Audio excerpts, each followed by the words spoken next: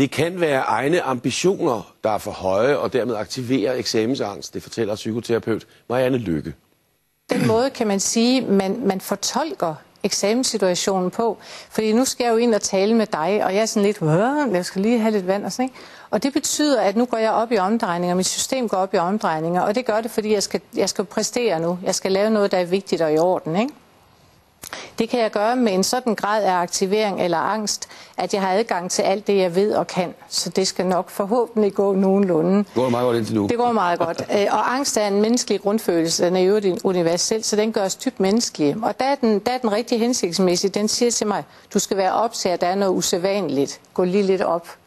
Det, der sker, når man har eksamensangst, det er, at systemet kommer til at tolke det sådan, at det hedder, dit liv er i fare. Det her det er et spørgsmål om liv og død. Og så bliver det jo rigtig, rigtig farligt. Og så bliver angsten til det, der hedder panik. Og så er man faktisk over i det lag af organismen, der hedder instinkterne. Og det er flygt eller kæmp? Ja, det er kæmp eller flygt, eller til stille og håb for at drive over. Ikke? Det er jo lidt svært i en eksamenssituation med sensor og eksaminator. Den måde, jeg i hvert fald griber det an på, det er, at jeg tænker, når man her er en organisme, der er højaktiveret, skide bange og har det rigtig skidt, så bliver den oplagte løsning jo sammen med den studerende og finde ud af, jamen det er uhensigtsmæssigt det her. Hvordan får jeg beroliget hele mit system? Og fordi vi er så komplekse, som vi er, så kan man gå ind både kropsligt, følelsesmæssigt og tankemæssigt og styrke den enkelte og få vedkommende til at slappe af og være lidt god ved sig selv. Fordi det er egentlig overordnet det handler om. Det kan man gøre på rigtig mange måder. Kropsligt, der kan man for eksempel træne jordforbindelse. Det vil sige, at man lærer folk at forankre sig og virkelig mærke, at man står på jorden, og den bærer.